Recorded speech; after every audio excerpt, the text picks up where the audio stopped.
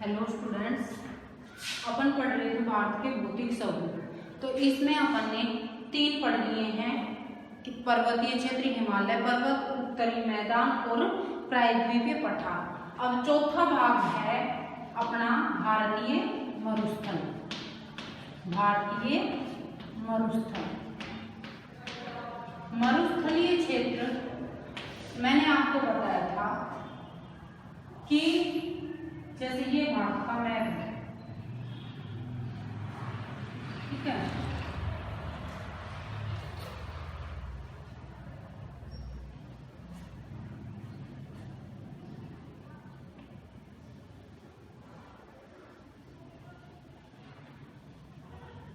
ये लगभग भारत का मैप है, इस प्रकार से ये यहाँ से लगता है, ठीक है।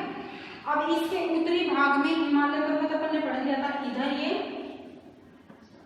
हिमालय पर्वत और पठार के बीच में मैदानी क्षेत्र। अब ये जो पश्चिमी भाग है, इसमें ये पश्चिमी भाग है ना, इसमें ये मरुस्थलीय क्षेत्र पाया जाता है। मुख्यतः राजस्थान और कुछ भाग गुजरात के। राजस्थान में ये मरुस्थल अधिक फैला हुआ है, कुछ भाग गुजरात के क्षेत्र में।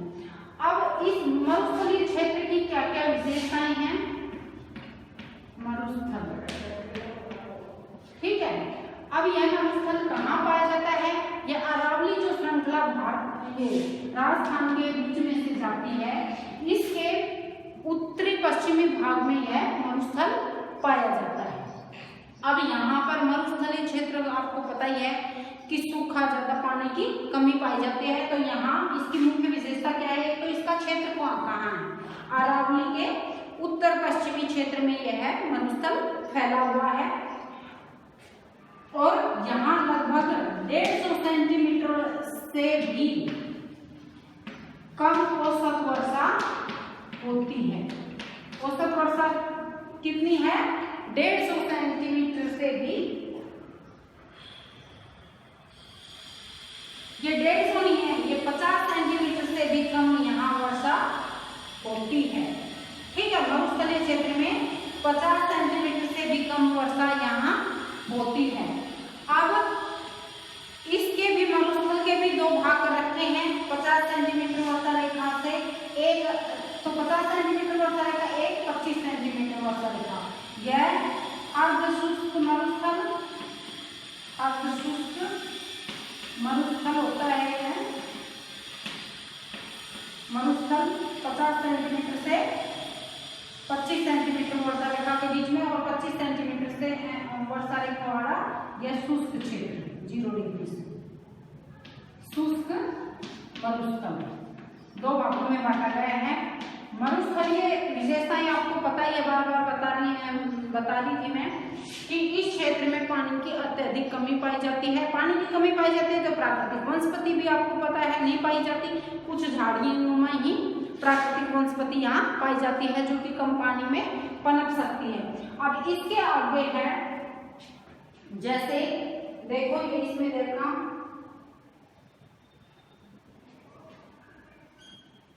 कुछ इसमें आंतरिक नदियां जैसे निकलती हैं वो बालू में ही विलीन हो जाती हैं और बालू के टीलों को क्या कहा जाता है? यहाँ बरखान।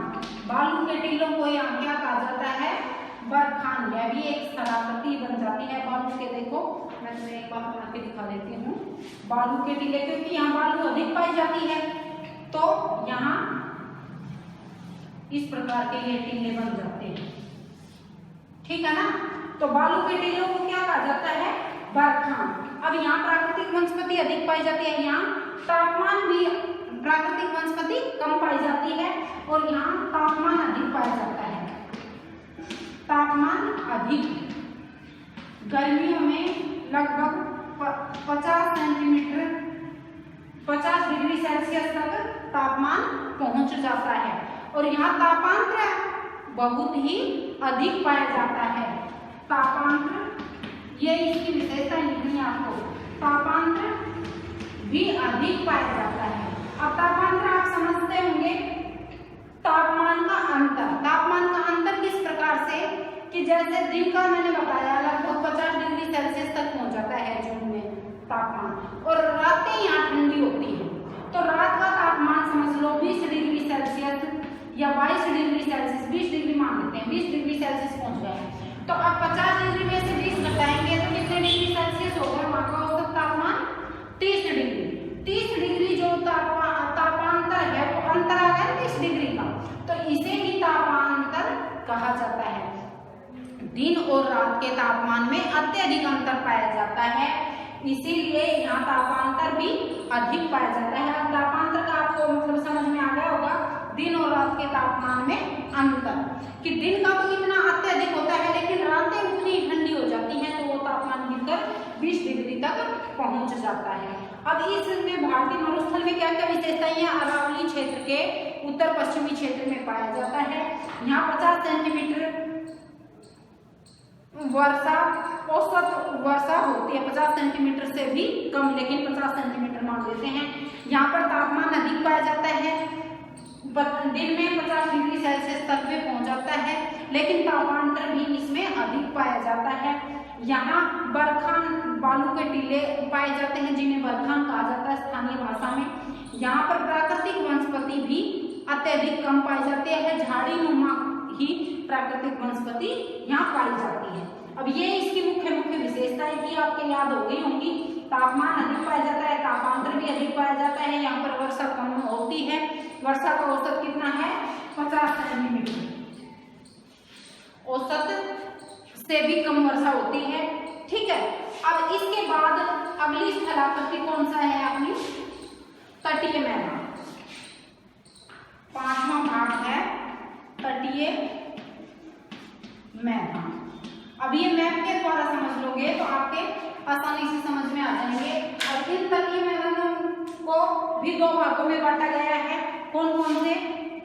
पूर्वी तटीय मैदान, पूर्वी तटीय मैदान और पश्चिमी तटीय मैदान, पश्चिमी तटीय मैदान। मैदानों कितने, तटीय मैदानों कितने भागों में बांटा गया है? 2 भागों में, पूर्वी तटीय मैदान और पश्चिमी तटीय मैदान। अब ये अपन ने कल पढ़ा था, ये यहाँ से अपन पढ़ेंगे। जैसे ये तो मरुस्थलीय क्षेत्र हो गया, अब ये कल अपन ने पढ़ा था ना, इसमें क्या पढ़ा था? यह है प्रायद्वीपीय पठार, द्वीपीय पठार। अब इसके दोनों तरफ जो तट है ना, ये पश्चिमी तट है और ये है पूर्वी तट, इनके बीच में जो ये जगह बसती है ना, ये मैदानी क्षेत्र है। ठीक है, तो इसे तो क्या बोलते हैं? पूर्वी तटीय, पूर्वी तट ये मैदान, और इसे क्या बोलते हैं? पश्चिमी तटीय मैदान, पश्चिमी तटीय मैदान। आ गया समझ में? इसे क्या बोलते हैं? पूर्वी तटीय मैदान और इसे पश्चिमी। अब इसका वर्णन किस प्रकार से करोगे कि तटीय मैदान क्या होते हैं? प्रायद्वीपीय पठार के और तटीय क्षेत्र के, पूर्वी तटीय क्षेत्र के बीच में जो क्षेत्र पाया जाता है उसे पूर्वी तटीय मैदान कहा जाता है। प्रायद्वीप पठार के पश्चिमी किनारे से पश्चिमी तटीय मैदान के बीच में जो क्षेत्र पाया जाता है उसे पश्चिमी तटीय मैदान कहा जाता है। अब इन मैदानों के क्षेत्र के हिसाब से इनमें वर्षा अत्यधिक होती है, वर्षा भी अत्यधिक होती है। वर्षा अधिक कौन से क्षेत्र में होती है? इस पश्चिमी क्षेत्र में वर्षा अत्यधिक होती है। होती तो पूर्वी क्षेत्र में भी है, लेकिन पश्चिमी क्षेत्र में अत्यधिक वर्षा होती है। यहाँ पर अब अधिक वर्षा होगी तो वनस्पति भी अधिक पाई जाएगी या वन भी अधिक पाए जाएंगे, घने वन पाए जाते हैं। ठीक है, उसके बाद यह अत्यधिक वर्षा वाला क्षेत्र है। अब इसके अपन ने पढ़ने के लिए इस तट के, ये जो तट है पश्चिमी तट और पूर्वी तट के अलग अलग भाग कर रखे हैं। अब पश्चिमी तट के 3 भाग हैं, कौन कौन से देखो मैं एक बार बता देती हूँ। मुंबई से और गोवा तक के भाग को क्या कहते हैं? कोंकण तट। क्या कहते हैं? कोंकण तट। मुंबई से गोवा तक के क्षेत्र को क्या कहते हैं? कोंकण तट। अब ये बीच में जो क्षेत्र बच गया उसे क्या कहते हैं? कन्नड़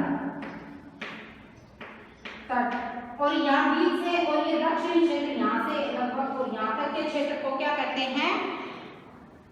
मालाबार तट। क्या कहते हैं यहाँ इस क्षेत्र को? मालाबार तट, मालाबार तट। अब पश्चिमी तट 3 भागों में बट गया। पश्चिमी तट 3 भागों में बट गया। कौन कौन से में? देखो मैं यहाँ भी लिख देती हूँ जिससे आपके लर्न हो जाए। कोंकण तट, मुंबई से और गोवा तक के कोंकण तट। दूसरा है कन्नड़ तट, कन्नड़ तट। और तीसरा है मालाबार, मालाबार तट। ठीक है, 3 भागों में याद रखने हैं तुम्हें। अब इसी प्रकार पूर्वी तटीय भाग को 2 भागों में बांटा गया है। यहाँ से लगभग यहाँ तक के को तो उत्तरी सरकार तक, उत्तरी सरकार तक यही इसका नाम है। और यहाँ से यहाँ तक ये कोरोमंडल तक, कोरोमंडल तक। अब इसके भी 2 भाग हो गए, ये भी आपको लिखने हैं। कौन कौन से? पूर्वी तटीय क्षेत्र भी 2 भागों में बट गया है। उत्तरी सरकार तट, उत्तरी सरकार तट। और दूसरा कौन सा है? कोरोमंडल तट। कई बार तुम्हें क्वेश्चन पूछ लिया जाता है कि पश्चिमी तट को कितने भागों में बांटा गया है, उनके नाम लिखिए।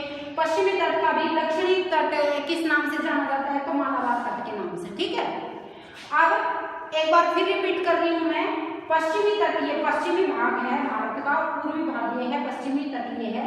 पश्चिमी तट को 3 भागों में बांटा गया है। मुंबई से गोवा तक के तट को कोंकण तट, बीच के मध्यवर्ती भाग को कन्नड़ तट और दक्षिणी भाग को मालाबार तट। इसी प्रकार पूर्वी तट को भी 2 भागों में बांटा गया है, उत्तरी सरकार तट और कोरोमंडल तट, दक्षिणी भाग को कोरोमंडल तट। ठीक है, अब इन तटीय क्षेत्रों में मैंने विशेषताएं बता दी है, मुख्य मुख्य जो थी वो कि इनमें अधिक वर्षा होती है, अधिक ये वनस्पति भी अधिक पाई जाती है।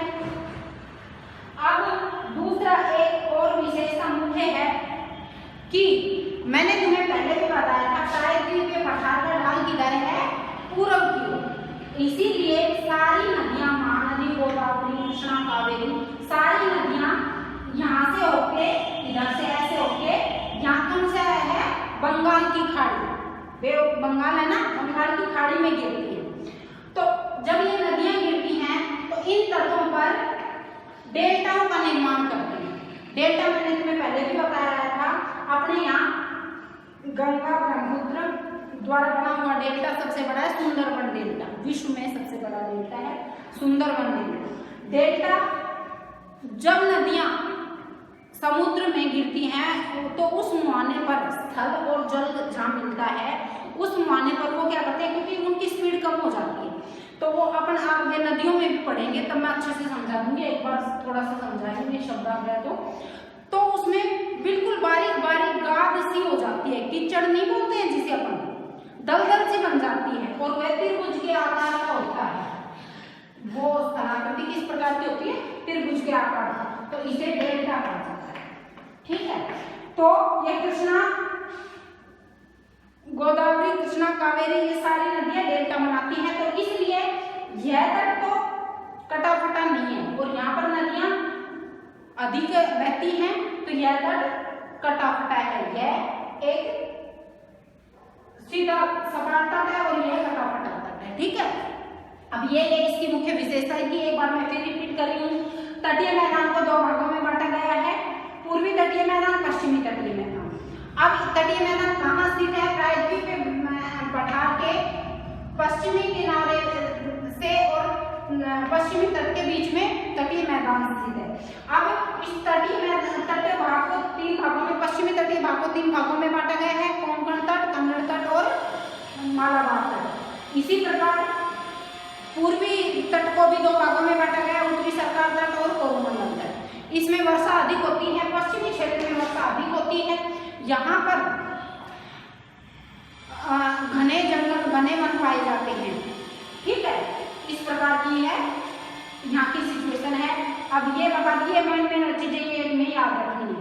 अब अगला अपना पॉइंट है, ये तो गए थे तटीय मैदान। अब चौथा और लास्ट है अपना द्वीप। 6 स्थलांतर के माता था ना अपने, तो चौथा है द्वीप। अब द्वीप कहाँ पाए जाते हैं, एक बार मैंने इनको मिटा ली, तो समझ नहीं आएगा आपके, ठीक है।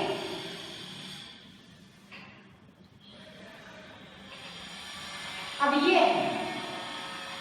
दक्षिण की नाम। अब मैंने बताया था यहाँ बंगाल की खाड़ी, बंगाल की खाड़ी, और यहाँ है अरब सागर,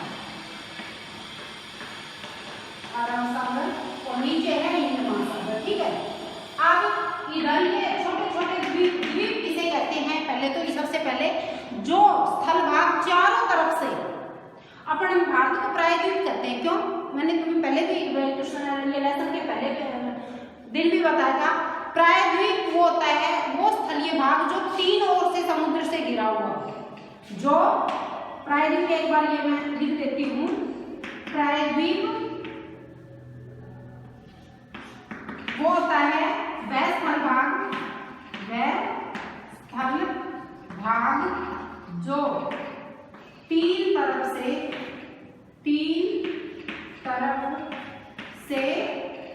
समुद्र से या जल से घिरा हुआ हो, समुद्र से घिरा हुआ हो, उसे क्या कहते हैं, प्रायद्वीप। और द्वीप किसे कहते हैं, द्वीप, द्वीप उसे कहते हैं जो स्थलीय भाग चारों ओर से समुद्र से घिरा हुआ हो। द्वीप किसे कहते हैं, वह स्थल भाग, वह स्थल भाग जो चारों तरफ से, जो चारों तरफ से जल से घिरा हुआ हो, जल से घिरा हुआ हो, उसे क्या कहते हैं, द्वीप, ठीक है। द्वीप और प्रायद्वीप में आ गया अंदर समझ में। अब है, मैंने बताया छोटे छोटे द्वीप इधर ये फैले हुए, इनका क्या नाम है, अंडमान, अंडमान निकोबार द्वीप समूह, समूह में फैले हुए हैं। और ये इधर फैले हुए हैं अरब सागर में, इनका क्या नाम है, लक्षद्वीप, लक्षद्वीप समूह। 2 प्रकार के द्वीप समूह पाए जाते हैं अपने भारत के आसपास, कौन से, अरब सागर में फैले हुए लक्षद्वीप समूह और बंगाल की खाड़ी में अंडमान निकोबार। अब इनकी मुख्य मुख्य विशेषताएं क्या है, देखो, केरल के मालाबार तट के पास स्थित लक्षद्वीप को स्थिति को ज्ञात कीजिए। ये तो अभी आपने बता ही दिया, इसमें आपकी बुक में दे भी रखा है।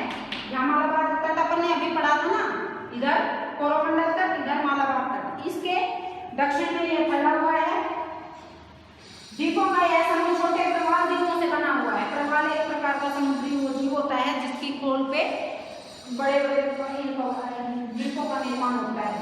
1973 में इनका, पहले इसका नाम क्या था, पहले इनको लक्षद्वीप, मिनिकॉय तथा एमिन द्वीप के नाम से जाना जाता था। 1973 में इसका नाम क्या रखा गया, लक्षद्वीप समूह 1973 में रखा गया है इसका नाम।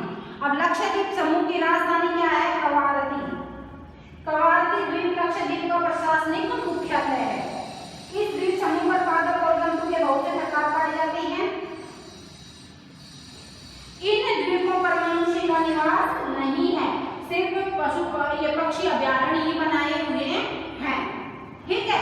ये जो द्वीप हैं इन पर मनुष्य का, क्योंकि ये द्वीप समूह जो है इन पर मनुष्य का आवास नहीं है, सिर्फ पक्षी अभ्यारण्य यहाँ बनाए गए हैं। अब है बंगाल की खाड़ी में उत्तर से दक्षिण की तरफ फैले द्वीपों की श्रृंखला अंडमान निकोबार द्वीप समूह है। यह 2 भागों में बटा है, उत्तर में अंडमान तथा दक्षिण में निकोबार। ये लंबे लंबे यूं फैले हुए हैं। तो ये ऊपर वाले भाग तो होते हैं निकोबार द्वीप समूह।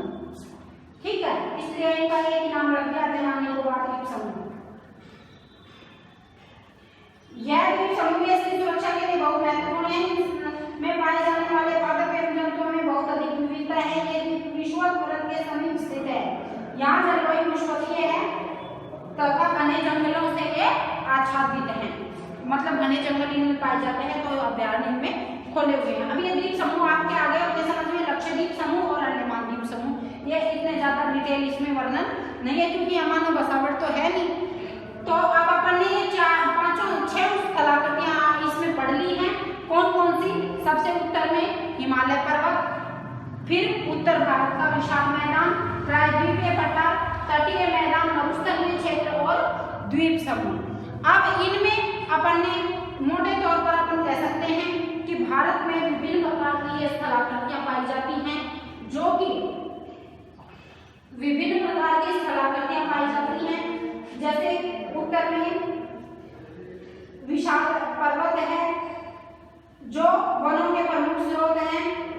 अब मैदान है, अन्न के स्रोत हैं, और प्रायद्वीप पठार है, उसमें खनिज पदार्थ, पठारों में मैंने तुम्हें बताया था ना वर्णन पढ़ा तब भी कि खनिज पदार्थ अत्यधिक मात्रा में पाए जाते हैं। अब मरुस्थलीय क्षेत्र है, मरुस्थलीय क्षेत्र में तो बालू यही पाए जाते हैं, वहाँ प्राकृतिक वनस्पति उस प्रकार से नहीं पाई जाती।